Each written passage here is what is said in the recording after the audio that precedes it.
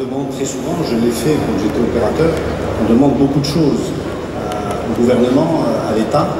Et lorsqu'on est du côté de l'État, on passe notre temps à essayer de trouver l'équité, à avoir des réponses très précises, mais des réponses qui puissent à la fois répondre aux opérateurs, qui parfois, qui plutôt très souvent, leur demande est légitime, mais qui parfois est contradictoire au sein même de la même profession, du même métier.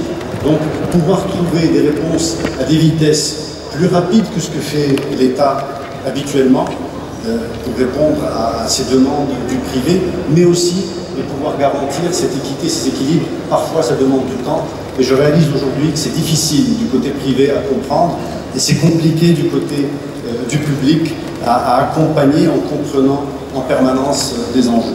Donc, être en effet, comme le disait la secrétaire d'État au commerce, être à cheval entre les deux ou avoir ces deux expériences permettent parfois de décoder. So given your background, is government too slow sometimes to respond? Oui, en effet. Je pense que nous avons des lourdeurs dans l'ensemble des gouvernements à travers le monde, parce que la perception n'est pas la même.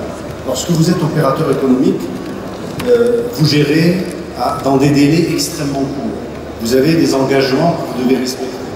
Et donc, en termes de vécu personnel, j'ai trouvé des difficultés d'adaptation au départ au niveau du rythme de fonctionnement. Quand vous demandez à l'administration de concrétiser quelque chose et que vous venez du privé, vous avez l'habitude d'avoir des réponses qui se comptent en heures.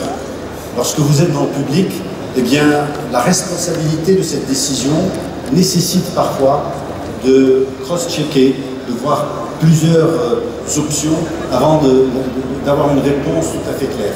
Et pour moi, ça a été quelque chose d'extrêmement difficile, Aline.